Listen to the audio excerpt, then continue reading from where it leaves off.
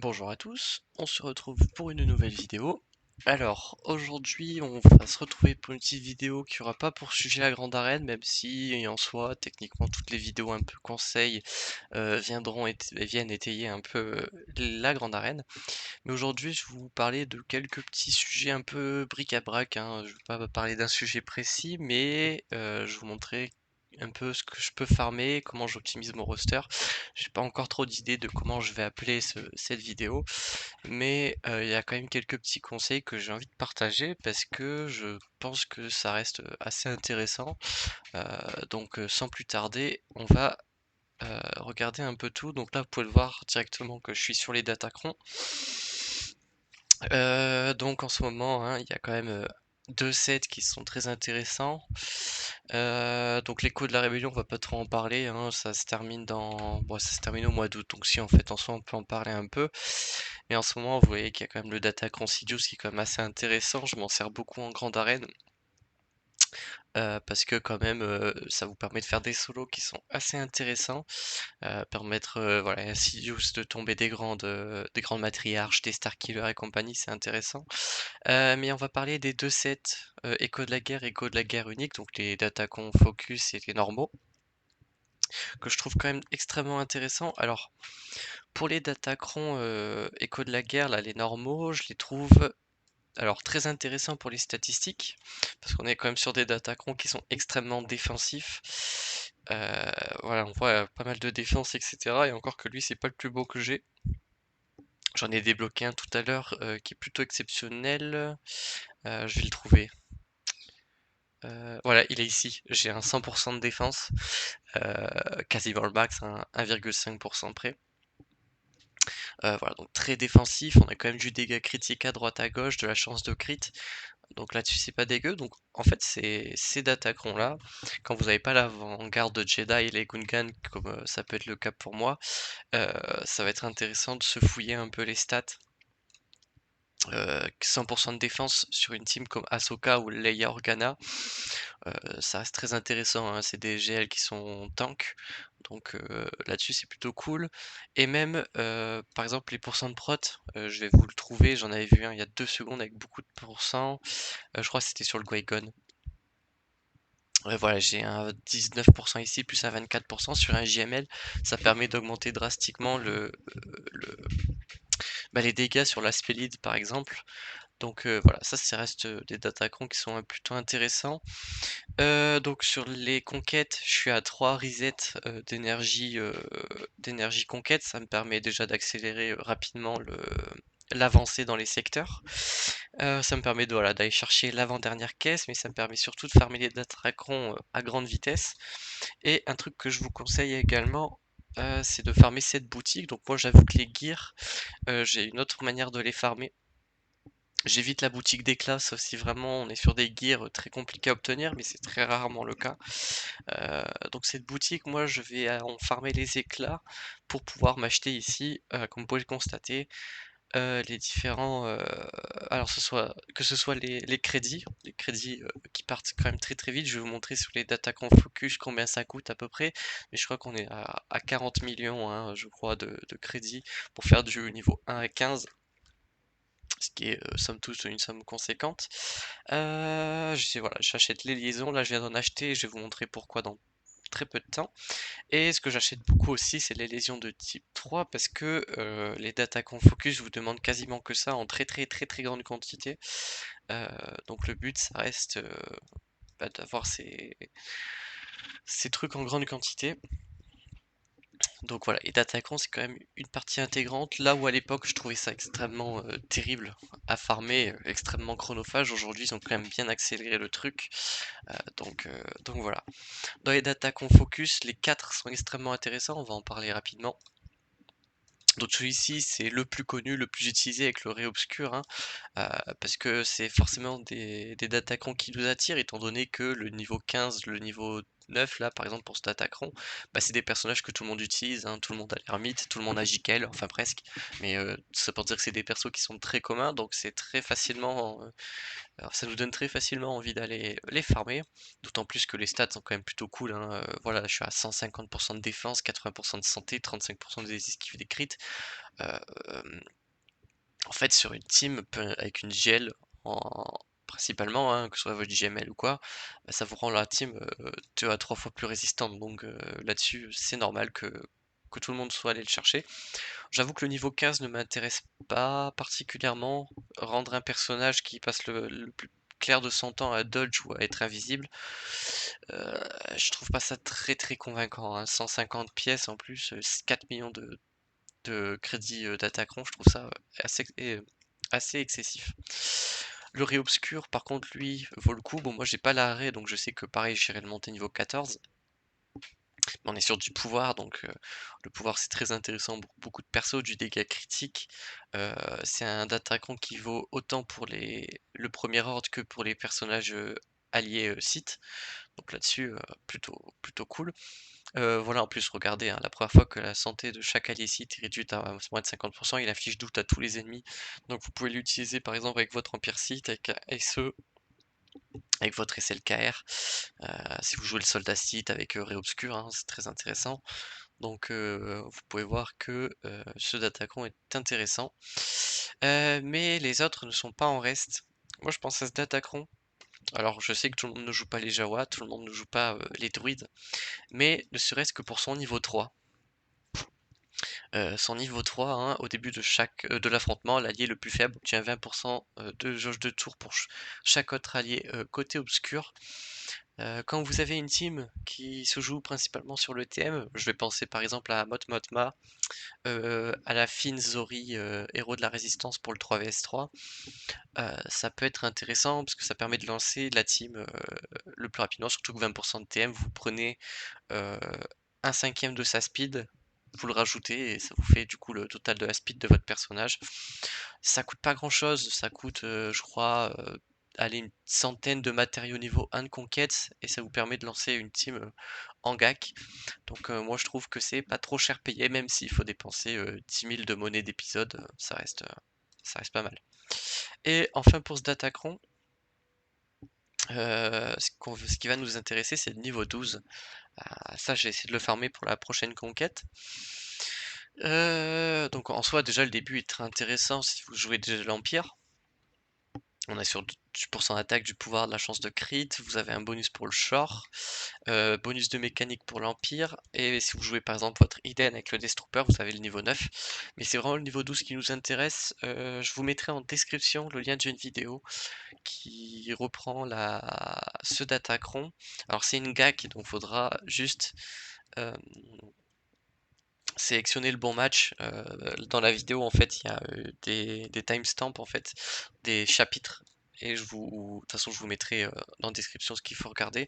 Où le youtubeur en question va utiliser ce Datacron euh, contre une raie en GL et ça vous permettra de comprendre pourquoi c'est intéressant ce truc, mais on va le lire ensemble parce que voilà, il reste vachement intéressant. Donc ce Datacron il fait quoi? Lorsqu'un soutien allié commence son tour, dissipe tout bonus de ténacité sur tous les ennemis, puis réduit leur ténacité de 100% jusqu'à la fin du tour. Donc ça, pour poser des dots, ça peut être pas mal, hein, quand vous jouez avec un Dark Vador par exemple. Chaque fois qu'un soutien inflige un affaiblissement à un ennemi, tous les alliés bénéficient d'avantages en fonction de leur rôle pour le restant de l'affrontement. Donc 10% de dégâts critiques pour les attaquants, 5% de ténacité pour les soigneurs, 10% de pouvoir pour les soutiens et 5% de défense pour les tanks. Lorsque un soutien confère une amélioration à un autre allié, il inflige également l'immunité aux améliorations à tous les ennemis pendant un tour. Donc, lorsqu'un soutien inflige un affaiblissement à un ennemi, je vous laisse deviner très rapidement si vous avez un soutien qui pose beaucoup de malus, la quantité de dégâts critiques que va infliger votre attaquant sur les ennemis. Par exemple, le Short Trooper, hein, quand il balance sa SP1, C'est pas mal, hein, il donne l'immunité au crit, il prend la raillerie, ce genre de truc, mais c'est très intéressant quand vous jouez la Queen Amidala avec, comment il s'appelle? Le maître Qui-Gon Jinn. Je vous montrerai, hein, du coup dans la vidéo, voir si je peux pas trouver d'autres vidéos intéressantes, où ils utilisent ce Datacron. Mais tout ça pour dire que, ce truc, est assez intéressant. Par exemple, si vous utilisez pas de Mélide, quand elle fait sa SP1 qui donne les bonus de prot, disons que les personnages attaquants peuvent faire pas mal de dégâts assez rapidement. Ça me rappelle un peu le disque en conquête, où à chaque fois que vous affaiblissez, vous mettiez un affaiblissement sur l'ennemi, vous gagnez des pourcents d'attaque.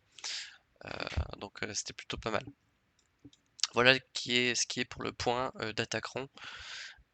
C'est un peu les farms du moment, donc je farm les focus d'Attaqueron avec eux très rapidement, pas mal de petits Attaquerons niveau 3 parce que c'est facile à faire.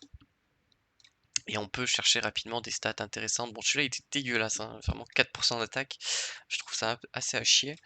Mais là, quand vous prenez un petit 36% de défense sur le niveau 1, je pense qu'on est pas trop mal. Sur l'utilisation de mon énergie, comment je la répartis? Eh ben en fait, pour l'énergie normale, je m'en sers beaucoup pour aller chercher des shards. Donc ouais, je vais chercher des shards, donc je vais chercher Apo. Et en fait, dans une plus grande, de façon plus étendue, je vais aller fermer tous les clones en espérant qu'ils soient pas tous sur de l'énergie normale. J'aimerais bien qu'il y en ait un qui soit sur l'énergie spatiale, puisque bon, mon énergie spatiale, là, en ce moment, je m'en sers quand même bien pour farmer Mérine, le vaisseau de Dengar et le vaisseau de la Bad Batch. Une fois que j'aurai terminé, si je peux réallouer de l'énergie sur un clone, ça pourrait être cool. Mais donc en ce moment, je farme Apo, Mérine. Je suis pas très loin de JKCK, donc Jedi Knight Cal Kestis. Donc je farm Apo, je farm Mérine, je farm So Guerrera et j'en farm un dernier, c'est Maroc, qui sont des persos intéressants. Maroc, je prépare très lentement le Mainland Call, mais sur Mérine et voilà, So Guerrera, en fait, ces deux persos, c'est les derniers qui me manquent pour justement débloquer Jedi Knight Cal Kestis. Donc voilà, lui, je suis à 42 sur 100, il se farm très très vite, il est doublé, donc c'est cool. Et elle, pareil, elle est doublée en énergie spatiale, donc voilà. Doucement mais sûrement, je farm. Pendant le mois de mai, j'avais aussi acheté le bundle Résistance, et il me reste que BB8, donc voilà, ce soir je le passe Relic 6, et dans les prochains jours, d'ici à la fin de la semaine, j'aurai Relic 7 qui va commencer à me permettre de farmer les tickets pour aller débloquer Ré. Voilà, donc c'est 40 € que j'ai investi, mais ça me permet de débloquer une GL et du coup d'aller chercher un total de 7 GL que je vais pouvoir vous montrer, hein, puissance. Voilà la tête du roster quand on triple par puissance. Avec Ré en plus, ça pourrait être vraiment pas mal. D'ailleurs, en parlant de ça, je vais pouvoir vous montrer autre chose, mais il y a un autre personnage que je farm en même temps, c'est Ben, hein, ça va de pair. Hop, tac. Alors j'en ai besoin de beaucoup parce que j'en ai besoin pour d'autres persos, donc on va tous les acheter. Hop, voilà, il est...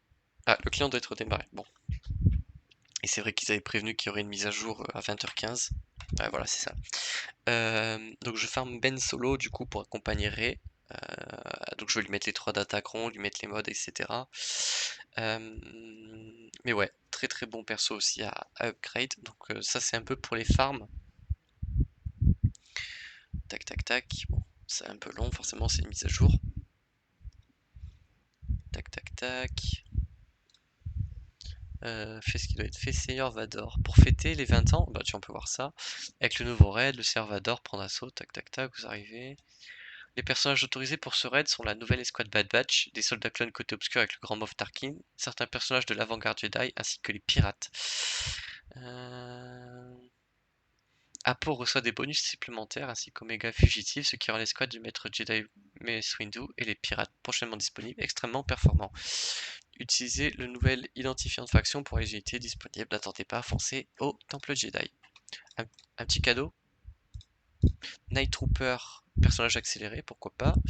CX farmable, ça c'est cool. Et Scorch dans les... ok. Donc c'est lui qui est disponible, c'est énergie obscure, lumineuse. Et c'est des énergies à 12. Ça c'est cool. J'ai dropé 3 shards, pas mal. Pas mal pour un perso pas accéléré. Ouais, donc je disais, je farm Ben solo hein, pour accompagner Ray quand je l'aurai débloqué. Tac, bon, on va se l'équiper. De toute façon, j'ai pas mal de monnaie de raid à dépenser, donc s'il me demande des items, on va pouvoir farmer ça tranquillou bilou. Hop, là il me faudra, ouais, ça en boucle, ça aussi. Hop, voilà, quand je dis que j'ai pas mal de tokens, surtout qu'il faut pas non plus trop en avoir parce que ça finit par ne plus se stacker, donc à faire attention. Hop. Ah, donc ça, il n'y en a pas. Bref. Je vais le farmer rapidement Relic 7, hein, ce personnage. Pendant que je farme en fait les tickets pour Ray, je le finirai de le gear. Juste, il me semble que c'est Kyrotex et les obscurs ici. Ouais, c'est ça. Ah, il y a un nouveau perso? Capitaine Itano. Ok. J'avoue que ça me tente pas trop. Juste, je le débloquerai histoire de dire, mais ouais, j'ai d'autres priorités, on va dire. Hop, donc en plus des farms, évidemment, je suis en train d'aller me chercher. Donc oui, je sais que je farme pas mal de choses d'un coup, mais en même temps, c'est que des bons persos, donc hop, Inquisitorius. Vous l'aurez deviné, hein, je farm elle. Donc ma guild fait une trentaine d'éclats à peu près, enfin 20, 25, parfois un peu plus. En sachant que moi je viens de débloquer tous les Inquisiteurs Relic 7, donc ça me permet de tenter mes tentatives à chaque, à chaque, à chaque BT. Mais ouais, pareil, c'est un perso que j'attends, je devrais débloquer d'ici la fin de l'année.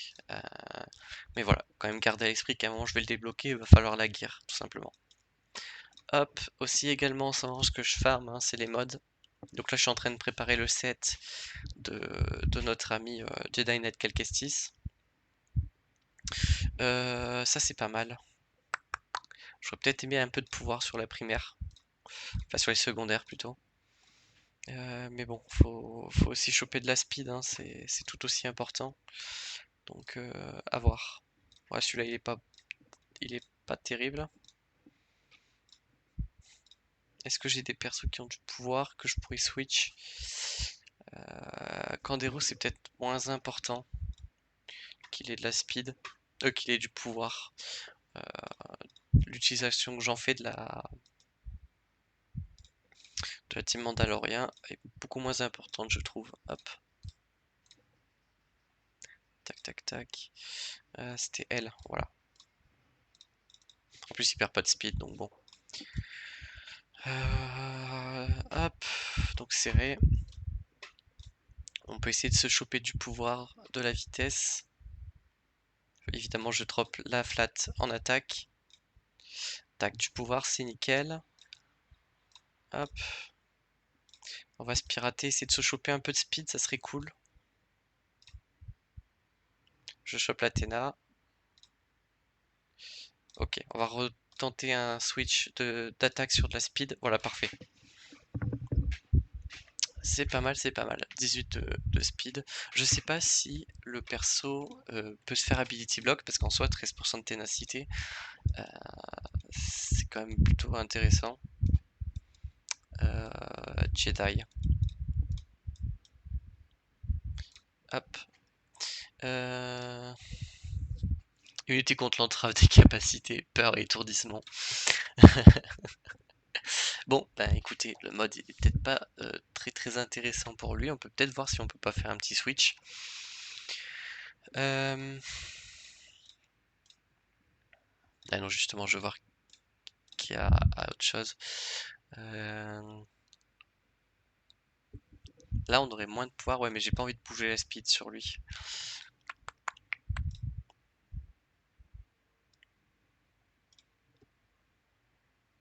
Ça peut être intéressant de faire le switch. Je perdrai un peu de speed sur Bastila, mais j'avoue que ça me dérange pas trop. On pourrait lui donner de la ténacité, parce que Bastila, on n'a pas envie qu'elle se fasse ability block. Et en plus, là, j'ai beaucoup plus de pouvoir et de protection, en sachant que le stun de Bastille, je m'en manque un peu. Euh, bon, après, faut pas trop non plus lui baisser le pouvoir à Bastille, parce que les AB blocs sur la basique, c'est pas mal, mais je préfère avoir plus de pouvoir et de speed sur le Jedi qui l'attend. Donc là, je vais juste laisser les modes comme ça, parce que Bastille, pour l'instant, je m'en sers, hein, sachant que JCCK, je l'aurai pas tout de suite, mais voilà, je sais que je ferai le switch avec Bastilla. Donc voilà, hein, pareil, les modes, ça reste, même s'il y a les datacrons aujourd'hui, ça reste quand même une feature qu'il faut bien entretenir, parce que c'est quand même le nerf de la guerre, hein. Si vous pouvez pas poser d'attaquant sur une team, c'est surtout les modes qui vont venir prendre le relais. Donc voilà. Bon, après, tout ce qui est farm de personnages, hein, là-dessus, vous voyez que c'est surtout du farm de shard que je fais. Et évidemment, une fois que les shards sont terminés, le perso passe G13 et voilà. Grand Moff Tarkin, pareil. Alors là-dessus, j'ai encore pas mal de travail. Je pense que je vais changer le set. Je pense que 3 sets de pouvoir, c'est peut-être un peu trop. Je pense simplement que je vais garder ces deux modes-là qui sont plutôt pas mal, hein. On a 21 speed. Là, on a 11,11% de pouvoir, en sachant que Tarkin inflige des dégâts à la hauteur de son pouvoir. Faut qu'il ait quand même qu'il ait du pouvoir. Mais moi, ce qui m'intéresse, et je pense que je pourrais lui poser un set de speed, justement. Speed avec bien sûr primaire pouvoir. Tout simplement parce que le pouvoir c'est la vie sur Tarkin. Mais, euh, mais voilà, 3 sets de pouvoir, je pense que c'est plus qu'inutile. Tac. Ouais, puis après voilà, c'est un peu tout ce que j'ai à dire, hein. Là-dessus, je suis sur le farm de modules. En parlant des modules en ce moment, je fais 3 refresh quotidiens sur ça. Tout simplement parce que alors on va juste faire un truc ensemble avant, comme ça j'oublie pas. Voilà, on va faire les 6 batailles ici. Tac tac. Comme ça on débloque ça. Mais ce que je fais grossièrement tous les jours, c'est que je farm des modules de speed. Parce que pourquoi pas. Module d'offense. Et ensuite je me répartis un peu sur les modes défensifs et les modes de pouvoir. Je farme pas de dégâts critiques, de santé et de ténacité ça sert pas à grand chose. Les modes de santé on vous en donne tellement dans tous les events que si je vous montre la réserve que j'ai, vous allez un peu péter un câble. Tac tac. Mais voilà, dans les non affectés j'ai tout ça. Alors que si par exemple on prend les speeds, euh, j'en ai quelques-uns en réserve. Alors pourquoi j'ai ça moi? Euh, je vais regarder. C'est pas normal que j'ai un mode comme ça qui traîne. Mais ouais, j'ai pas grand chose. En plus, c'est souvent des modes qui sont pas ouf, hein. C'est des plus 8, des plus 4. Lui, on va le vendre. En soi, c'est que des stats secondaires 2%, mais 4 de speed. À moins de faire 4 consécutifs en speed. Ah, c'est vrai qu'il est pas dégueulasse le mode. Je pense que ça, vraiment, pour le fun, je pourrais peut-être me le faire. Vraiment pour le fun, hein, mais ouais. Donc là, voilà, en ce moment, je farme les modules, mais je farme vraiment que les modules, pas les matériaux, parce que vraiment, j'ai rien en stock. Je crois je crois que je farme tellement les modes que je dois être un des rares à avoir tarpin de place dans le roster. Pour ce qui est de l'énergie de Cantina, hein, ce que je farme en ce moment, c'est les signaux, parce que voilà, je suis en train de farmer BB8 en relique, mais ce que je viens de terminer en farm, c'était Calcestis, le, le normal, parce que parce que voilà, il le faut pour le toon que je veux débloquer le légendaire. Mais voilà, là on fait du farm de signal et si à un moment j'arrive à me libérer, je ferai peut-être les grandes matriarches ou alors je vais me poser sur l'event Padawan, voilà, lui, pour justement aller farmer l'event où il faut affronter Dark Maul. Donc à voir. Hop, tac. Donc voilà pour l'énergie Cantina. Voilà, pour l'énergie spatiale, je vous l'avais dit. Euh, et du coup, on peut regarder un peu la grande arène. Et en fait, on se rend compte que les problèmes que je rencontre systématiquement en grande arène, c'est la différence de GP, bien sûr, mais surtout les vaisseaux. Là, c'est encore raisonnable, hein, parce que même quand on regarde, son pied il est pas relique 9 et son profondity il est que 4 étoiles. Mais ce qu'on constate souvent dans mes gags, c'est que quand je les perds, c'est très souvent à cause des vaisseaux. Donc, euh, donc là-dessus, c'est un peu relou. Le Léviathan, je peux pas trop l'accélérer parce que euh, le vaisseau du grand du Dark Malgus, lui là, bah, c'est un truc de conquête et je récupère que 20 éclats tous les mois. Je suis à 230 sur 330, donc il me manque 5. Enfin, il me manque 5 events conquêtes, donc dans 5 mois, ce qui est encore relativement long, mais bon. On finira par se le débloquer. Ensuite, j'irai chercher DR, Malak, Relique 9 et tout ce qui s'ensuit. Mais, euh, mais ouais, c'est vrai qu'il y a encore pas mal de taf pour pouvoir me débloquer le Léviathan. Et puis même à chaque fois, hein, quand on regarde, c'est le nombre de GL, la profondeur du roster. Voilà, lui, le mec, je peux quand même scroller pas mal. Et encore que lui, quand j'ai scout son roster, on constate quand même pas mal qu'il y a pas mal de bons persos qui sont pas reliques. Enfys Nest, Kiadimundi, le DKT, Moff Gideon, bon, je l'ai pas lui, donc je peux pas trop parler. Pareil pour Trench. Mais vous voyez que par exemple, Bush, Leia Organa, elle est pas relique. Capitaine Rexy est pas relique. En fait, il a beaucoup de persos reliques 0, ce qui complexifie un peu son délire. Taron, voilà, il est pas relique. Beaucoup de reliques 0, des persos pas forcément très intéressants ou pas totalement gear, hein. Par exemple, Ezra, il est G12.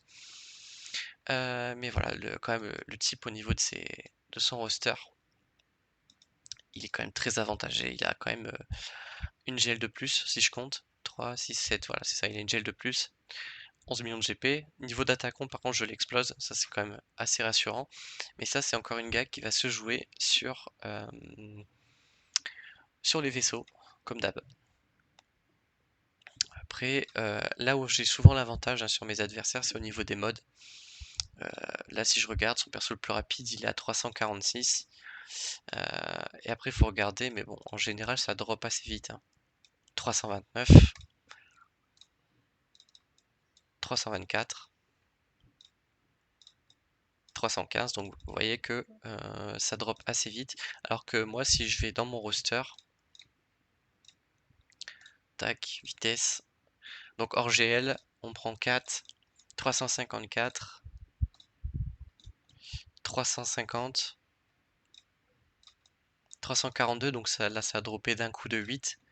Mais après, voilà, 340, hop, 337, 339 pour Echo, je les skip par accident, 336, 333, donc vous voyez que il y a quand même un... Voilà, 333. Et en fait, quand je regarde mon perso, le premier perso qui a moins de 300 de speed dans le roster, il est là, normalement c'est Starkiller, 298. Vous voyez que c'est quand même assez stack. C'est pour ça que les mods, c'est quand même très intéressant à farmer, parce qu'en face, ça peut vous donner un avantage là où vous avez des désavantages habituellement. Donc voilà. Je pourrais faire une vidéo en soi, comment je farme les mods, mais c'est tellement basé sur la RNG que très souvent ça m'arrive de m'acharner sur certains mods et ne pas avoir de proc de speed pendant 10 ou 15 piratages d'affilée, ce qui est parfois catastrophique, mais bon, faut savoir serrer les dents, les poings et encaisser la malchance. D'ailleurs, je vais vous montrer l'exemple typique de ce que j'appelle de l'acharnement. Euh, un jour, j'ai quand même passé un peu mes nerfs sur un perso, je le retrouve, je vais aller dans les tags, ça ira plus vite. Droid, hop, c'était lui. Faut savoir que ce perso, je l'avais upgrade au moment de Gas. Donc là, en soi, lui, il est pas trop mal. 19 de speed. Euh, bon, après, c'est une primaire d'attaque, donc je pouvais pas choper de pourcent d'attaque, c'est normal. Ici, je le passe en gold, j'ai que 15 de speed, 4% de chance de crit. J'ai proc que de la flat. Et c'est d'ailleurs ce personnage qui m'a fait me détacher de tous les modes où il y a beaucoup de flat. Quand vous fermez les modules, les stats flat comme ça, faut éviter. vaut mieux essayer de proquer des pourcents. Donc une stat de vitesse et 3 stats en pourcentage. Parce que 2000 de santé sur un perso qui en a 40 000, c'est pas grand chose, c'est même pas 5%, donc c'est vraiment pas ouf. Donc autant essayer de choper des gros 10-15% de stats, que ce soit de santé, 5 ou 10% d'offense, ce genre de truc, c'est quand même vachement plus intéressant. Mais voilà, sur celui-là, je m'étais acharné. Ici, c'est plutôt ok. 18 de speed. Bon, de la défense sur un perso avec des stacks, c'est pas très intéressant, mais je peux à un moment donné le récupérer pour un autre perso. Donc, bien évidemment, c'est très intéressant chaque fois de faire des échanges entre vos persos. Gardez bien en tête que, bah, moi, c'est vraiment ce que je me dis, mais un set pour garder un set, c'est pas très intéressant. Parfois, j'aime bien switch des modes entre des persos, parce qu'entre temps, j'ai débloqué des trucs qui sont plus intéressants pour le perso en question. Bon, la flèche, ça reste une flèche, pas très convaincant, mais c'est sur ces deux modes. Vous voyez que là, je me suis obstiné jusqu'au bleu pour avoir seulement 7 de speed, donc c'est pas ouf. Et là, c'est pareil, obstiné pour avoir 9 de speed. Euh, En plus, ça arrête pas de proc les pourcents, vous voyez, enfin les flats sur la santé ici. Euh, Là, ça va, ça quand même proc des pourcents, mais bon, c'est pas très intéressant de l'avoir de la santé sur B1. Donc ça, c'est très probablement un personnage qui va avoir de nouveaux modes dès que je peux. Mais voilà, sur vos modules, essayez de ne pas avoir de stats flat. Je trouve ça assez inintéressant. Voilà un peu ce que j'ai à dire, hein. Vous voyez, vous avez un peu mes farms, qu'est-ce que je compte faire. Euh, ouais, après aussi, il faut bien garder en tête que quand vous jouez à ce jeu, vous avez donc votre développement personnel, mais aussi essayer de penser à la guilde. Alors je sais que c'est pas toujours évident, surtout quand on vous demande de farmer des trucs que vous n'avez pas envie. Euh, je sais que moi on me demande de farmer la nouvelle Bad Batch. Alors moi j'ai pris l'initiative de farmer les clones, que je trouve plus intéressant et plus cool à jouer, parce que c'est très important d'avoir son plaisir de jeu. Mais c'est vrai que voilà, il faut aussi penser un peu à sa guilde. Alors autant bien sur ROTE que sur le raid. Donc moi je ferme les deux à la fois parce que c'est quand même deux modes de jeu où vous avez de très grosses récompenses, donc autant lier l'utile à l'agréable, mais aussi la TW, hein. Je pense que dans vos guildes respectives, on vous demande de poser des omicrons, ce genre de trucs. Donc voilà, bien essayer d'allier plaisir de jeu personnel et développement collectif. Donc voilà. Et puis après aussi, très important, c'est qu'en ce moment je galère un peu sur l'income en cristaux. Après c'est aussi parce que j'en dépense pas mal et que je perds pas mal de gacs. C'est aussi pour ça que là en ce moment je suis dans un investissement purement PVP. Mais l'income en cristaux en ce moment il est assez compliqué. Donc je suis à 210 cristaux par jour de gagner entre la grande arène parce que je suis au Rhodium 2 et les 50 cristaux que j'ai ici. Il faudrait que je trouve un moyen de climb plus facilement l'arène de la flotte. Je suis en train de farmer les éclats de ce perso là, de ce vaisseau. Donc je pense que ça devrait me simplifier la vie. Alors peut-être pas viser le top 1, mais si je pouvais viser le top 10, ça me ferait déjà plus de cristaux. Et voilà, je pense qu'on n'est pas trop mal pour cette vidéo. Je pense que j'ai fait un peu le tour. Je vais essayer très rapidement de faire peut-être un tuto Grand Inquisiteur, l'événement. Ça pourrait être pas mal. Et dès que j'aurai tous les éclats se faire, l'événement JCCK, enfin JKCK, le Jedi Knight Cal Kestis, comme ça pourrait faire des vidéos qui changent un peu de la grande arène. Enfin bref, j'espère que cette vidéo vous aura plu. On se retrouve très bientôt pour une prochaine vidéo. D'ici là, portez-vous bien.